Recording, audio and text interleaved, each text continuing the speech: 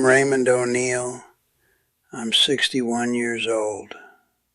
I did 19 years behind bars, but the hardest time started the day I got out. Let me tell you something they don't warn you about. You forget how to be free. I traded the physical bars for a mental prison of my own making. And honestly, that cell in my head was worse. I wasted the first precious years of my freedom in a state of paralyzed fear. Let me tell you what happened. It started the moment I walked out of Rockview in 2025. The gates closed behind me. My brother Mike was there to pick me up. He was talking a mile a minute about Scranton, about the old South Side. But all I heard was noise. Just chaos. The cars were too fast. The sky was too big. Every stranger's glance felt like a threat. I sat in that passenger seat, gripping my little bag of belongings, and I was terrified. Mike kept asking me questions, but I couldn't answer. My throat was tight. You see, the air didn't feel free. It felt loud and dangerous. That first night in the halfway house, my bed was by the door. I couldn't sleep in it, not a chance. Every creak in the hall, every footstep was a potential confrontation. So I spent the whole night sitting on the floor, my back against the wall, staring at the doorknob. Just like I did my first month in Gin Pop back in '06. My body was out, but my mind was still locked down. The routine, the hypervigilance, it was all still running. I was on autopilot. This went on for weeks, just surviving. Then my daughter Keisha came to visit. She's the one who wrote to me all those years. She brought her little boy, my grandson. She was smiling, so hopeful. She tried to hand him to me to hold. And my hands, they froze at my sides. I was terrified I'd do it wrong. That my hands were too rough from years of labor, that I was too tainted from that place to hold something so pure. I saw the hope just fade from her eyes. It went flat. I'd waited 19 years for that moment, and I let my own fear imprison me from experiencing it. I felt sick. After that, I shut down even more. I got a job as a night stalker, stack boxes, avoid eye contact, follow orders. I was reacting to everything like I was still on the yard. A loud noise, I'd flinch. Someone walking behind me too close, I'd tense up, ready. I was serving time in a bigger, scarier cell with nicer lighting. I was numb. I barely talked to Mike. My other kids, no contact. Keisha's calls went unanswered. I was punishing myself more than the state ever did. Then, one random Tuesday night, everything came to a head. I was in the stock room. A young manager, kid maybe 25, accused me of stealing a pack of batteries. He got right in my face, yelling, puffing his chest out. In prison, that's a fight. No choice. You stand your ground or you become a target. My heart hammered. My fists clenched. Every instinct, every lesson from 19 years screamed at me to hit him first, to end it. But then my eyes flickered past him, and I saw two things. I saw the little red light of the store security camera, and past his shoulder, through the stockroom door, I saw the glowing green exit sign, and it hit me like a physical blow. I had a choice. I didn't have to fight. I could leave. The concept was so alien it short-circuited my rage. So I did it. I didn't say a word. I just stepped around him, pushed through the door, and walked out into the parking lot. I stood there in the cold, shaking. Not from fear, but from realization. For the first time since my release, I had made a conscious, free choice that went against my programming. I chose to walk away. That was the key. I'd been waiting for freedom to feel a certain way, for some switch to flip. But it wasn't a feeling. It was a decision. That exit sign wasn't just for the store. I didn't go back inside. I walked all the way home to my rented room, and my mind wouldn't stop racing. I had to test this. I had to see if I could make another choice. The next morning I picked up my phone. My hands were sweating. I called Keisha. When she answered, her voice was cautious, hurt. I took a breath, the scariest breath I'd taken since walking out of Rockview, and I asked her. Awkwardly, stumbling over the words, I asked if I could come over, if I could try to hold my grandson again. She said yes. She said yes. Going over there, walking up to her door, that was harder than walking out of Rockview. Because this time, I was choosing to walk into something, into the unknown, into the possibility of failure and of connection. My heart was pounding like I was going to a shakedown. I stood on her porch for a full minute, just breathing. I could hear the baby crying inside. Part of me wanted to turn around, to go back to my quiet, safe room where nothing could hurt me. That was the old programming. The cell door was open. I had to walk through. I knocked. Keisha opened the door. She looked tired, but she smiled. A small, careful smile. Hey, Dad. She stepped back to let me in. Her apartment was small, warm. Toys on the floor, pictures on the wall. It was a home. It felt like a foreign country. My grandson Malcolm was in a little bouncing seat, fussing. Keisha picked him up, shushed him gently.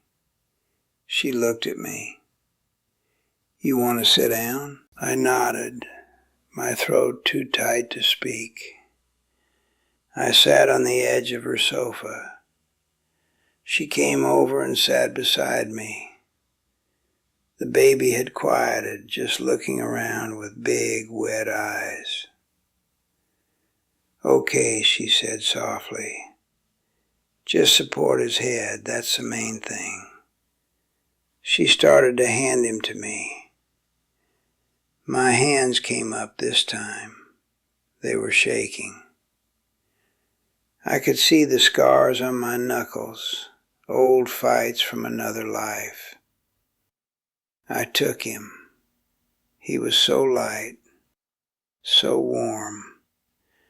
I settled him in the crook of my arm, my hand cradling his head, just like she said. He looked up at me. He didn't cry. He just looked. And I cried. Not pretty tears. Ugly, shaking sobs that came from somewhere deep in my gut. 19 years of missed birthdays, of letters on thin paper, of shame, of fear. It all just broke open. Keisha put her hand on my shoulder and she cried too. We just sat there, the three of us. It wasn't perfect. I was stiff, awkward, but I was there, present. I had chosen to be. That moment, that simple, terrifying choice, was the first step out of the mental prison I'd built. I stayed for an hour. I didn't say much, just held him until he fell asleep. When I left, Keisha hugged me, a real hug. She said, "Come back Sunday, we'll have dinner." I said I would, and I meant it. That was the beginning of the untraining. I realized the institution conditions you to think a certain way to survive. But you have to untrain yourself to live. Freedom is a muscle that atrophies. You have to exercise it, even when it's terrifying. I started small. I called my brother Mike. I didn't just listen this time. I asked him a question. "How's work?" It was clumsy, but I did it. I went to his house for a football game. The noise of the TV and everyone yelling used to make me want to crawl out of my skin. This time, I let it wash over me. I didn't have to be on guard. This wasn't the chow hall. One Sunday at Keisha's, Malcolm was crying and she was trying to make dinner. I was just standing there, feeling useless. The old feeling came back. You're in the way. You're doing it wrong. But instead of shutting down, I took another scary breath. I said, "Can I try to walk him?" Keisha looked surprised, then relieved. "Please," she said. So I took him, put him on my shoulder, and just walked circles in her living room. I patted his back. He calmed down. It was a tiny victory. But in that world, the world outside the walls in my head, tiny victories are everything. I wish I could tell you it fixed everything overnight. It didn't. Old habits are steel. There were days the walls felt real again. Days where the world felt too fast, too loud, and I'd hide in my room.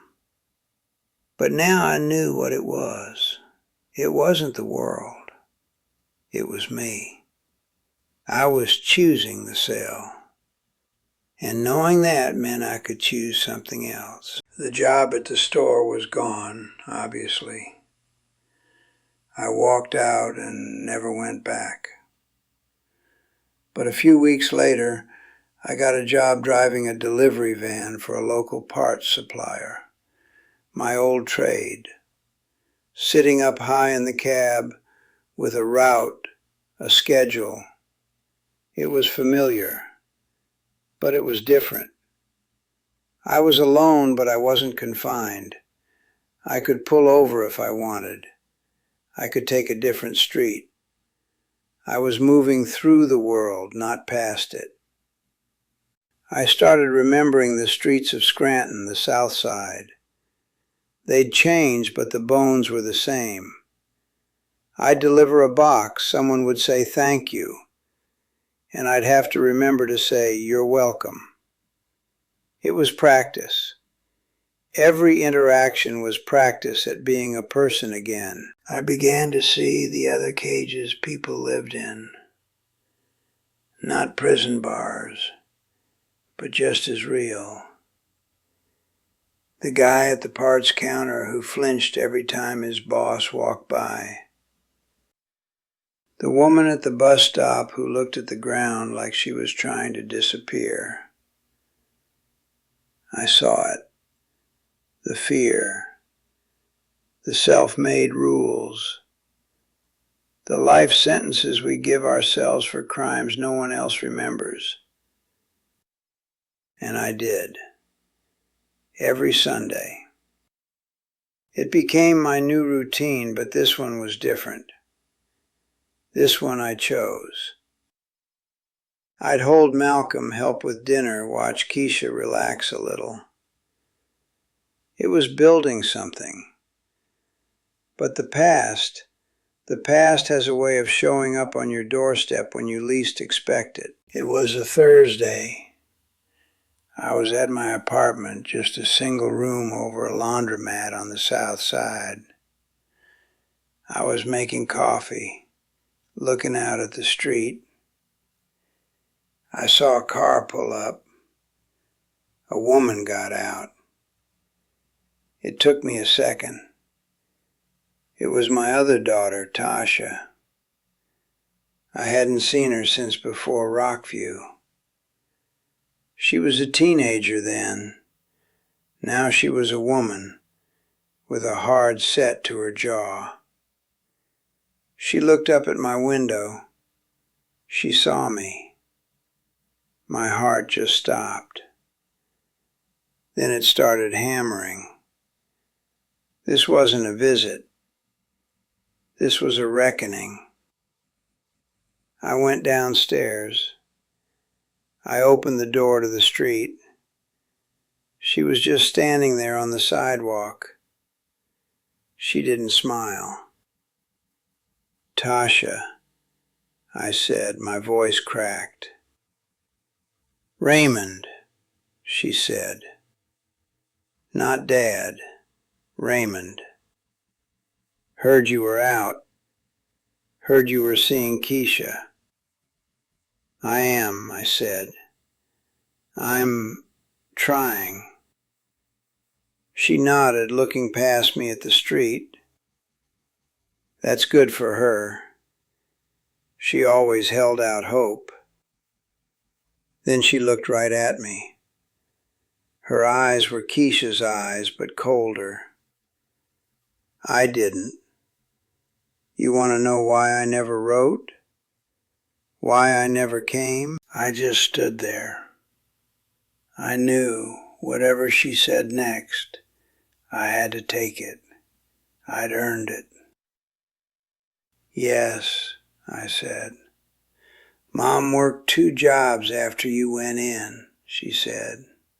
Her voice was flat, like she was reciting a grocery list. I was 15. I had to be the mom for Keisha and for Jermaine. I had to explain to my little brother why his dad wasn't coming home. I had to lie to the landlord, to the bill collectors. I had to watch my mother cry herself to sleep every night for a year. Then she just stopped feeling anything for any of us. She took a step closer. You did your time, Raymond. You paid your debt to the state. But what about your debt to us? Where's our restitution? We did the time too. Every day you were in there, we were out here in our own prison, scraping, hiding, being the family of the convict. Every word was a nail. And she was right. I've been so wrapped up in my own survival, my own fear, my own mental cell. I never truly let myself see the other cells I'd built for them, the ones they were forced to live in. I'm sorry, I said. It was so weak, so useless. Sorry doesn't fix my 20s, she said.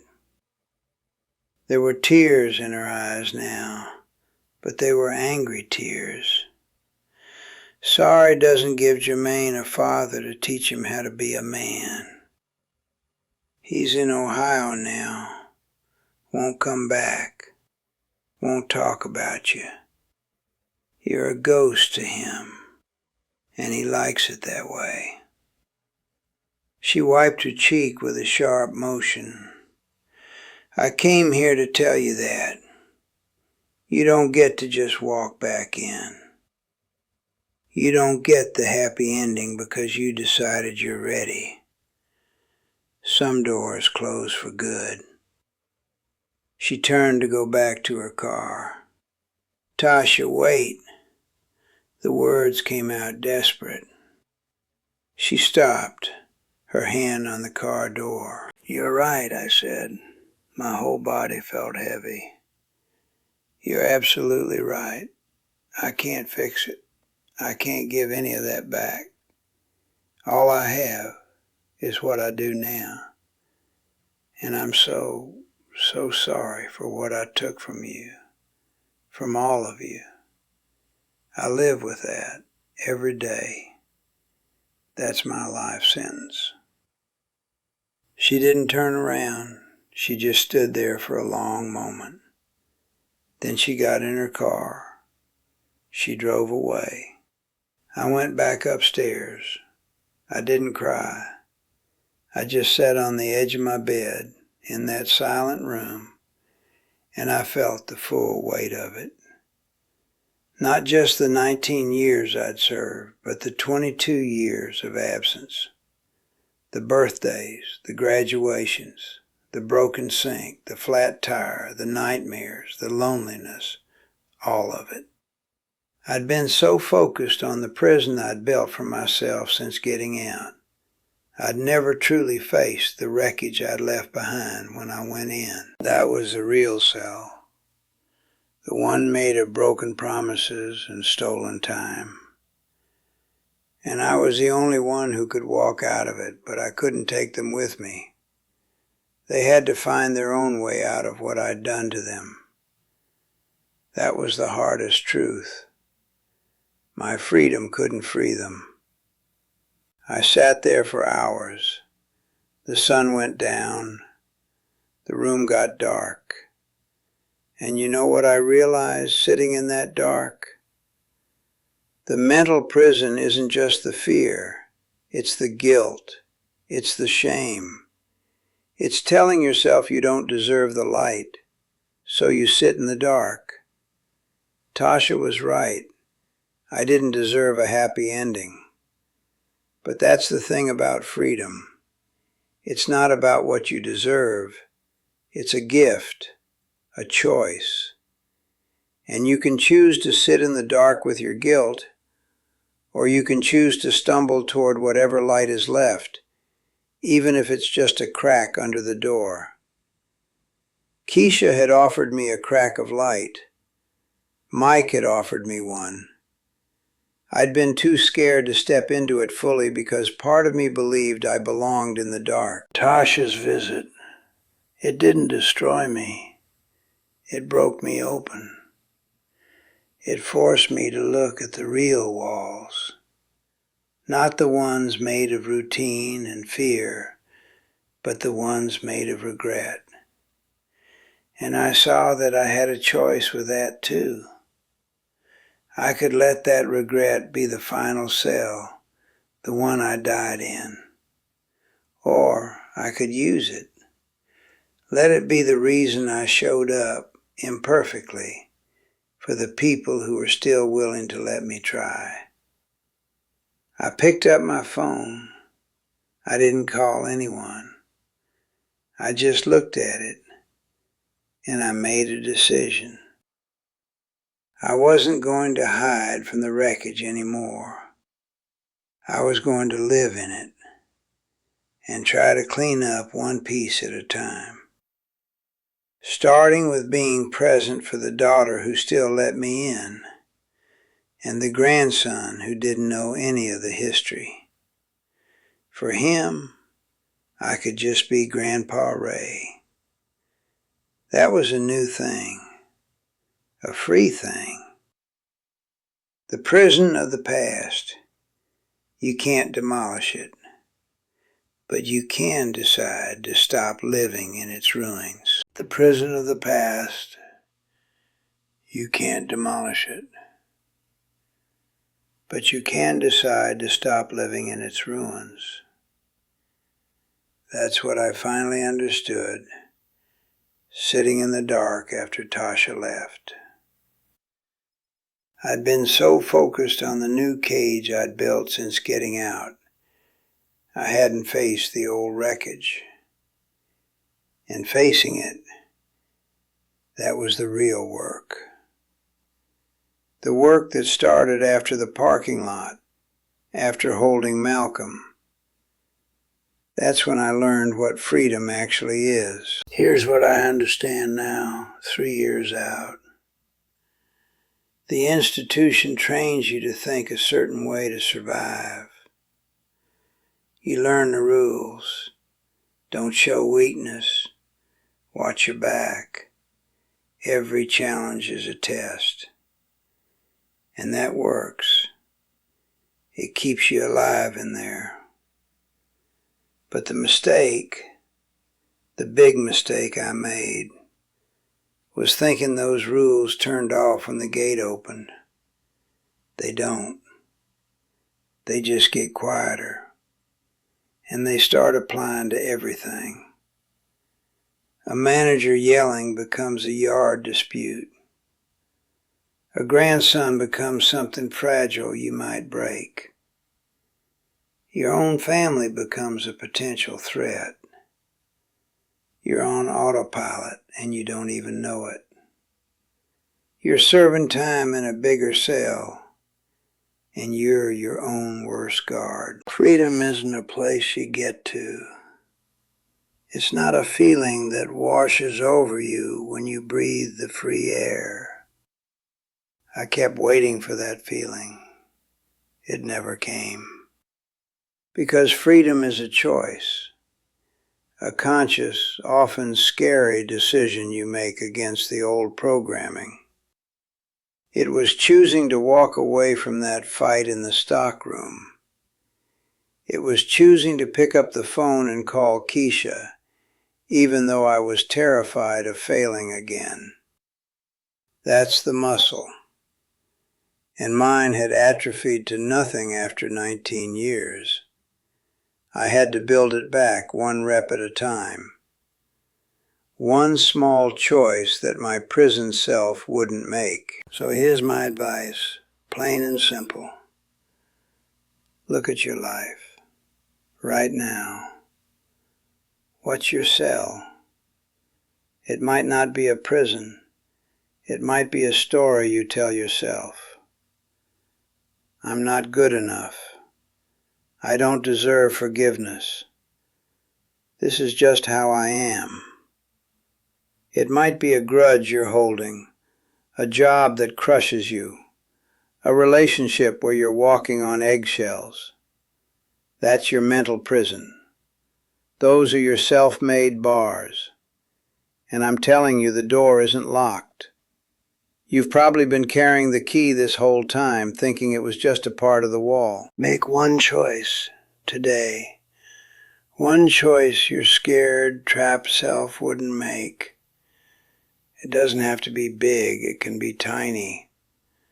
Send the text you're afraid to send. Say no to the thing that drains you. Say yes to the thing that scares you. Apologize. Forgive yourself. Take a different route home. For me, it was walking away. And then it was asking to hold my grandson. For you, it's something else. But that's the first step out. You prove to yourself that you can choose something different. And then you do it again the next day, and the day after that. That's the untraining. That's how you live. I won't lie to you. It's hard. The walls feel real. Some days I still wake up and my first thought is count, listen, assess the threat. Some days the guilt over Tasha and Jermaine and their mother feels like a weight that could pin me to this bed forever. But now I know that's a choice too. I can let that guilt be the final cell, or I can use it. Let it be the reason I show up imperfectly for the people who are still willing to let me try. For Keisha, for Malcolm, who's 3 now and calls me Pop Pop. For Mike, who never gave up on me. I can't fix the past, but I can be present for what's left. That's my restitution, showing up. You still have time. Don't wait 3 years like I did, walking around free but living in a cage you built yourself. Your sentence, whatever it is, doesn't have to be for life. You have today, this moment. You can decide right now to take that first step. This channel, this platform, it's full of stories like mine. People who've lived, made mistakes, lost years, and learned something on the other side. If my story connected with you, if you saw a piece of your own cage in it, then do something for yourself. Hit that subscribe button. Turn on notifications. There are more voices here, more hard-earned wisdom that might be the key you need. And leave a comment down below. Tell me, what's one wall you see in your own life? What's one small choice you could make today to step toward the door? Just writing it down can be that first choice. Hit the like button if this resonated with you. Share it with someone you care about who might be living in their own kind of prison. We all know someone. Maybe you have a story of your own, a lesson you learned the hard way that could help someone else not make the same mistake. There's a form in the description. Share it. Your voice might be the one that unlocks someone else's cell. And if you're struggling, if the walls feel too high, find something to read that speaks to this. A book that helped me start to make sense of it all was Man's Search for Meaning by Viktor Frankl. A man who survived a real hell and wrote about finding choice even there. Links are in the description if you're interested. Don't be like I was. Don't waste your freedom living in fear. I'm Raymond O'Neal. I'm 61 years old. I did 19 years behind bars, but I'm finally, slowly, learning how to be free. And it starts with a choice. Just one. Make yours.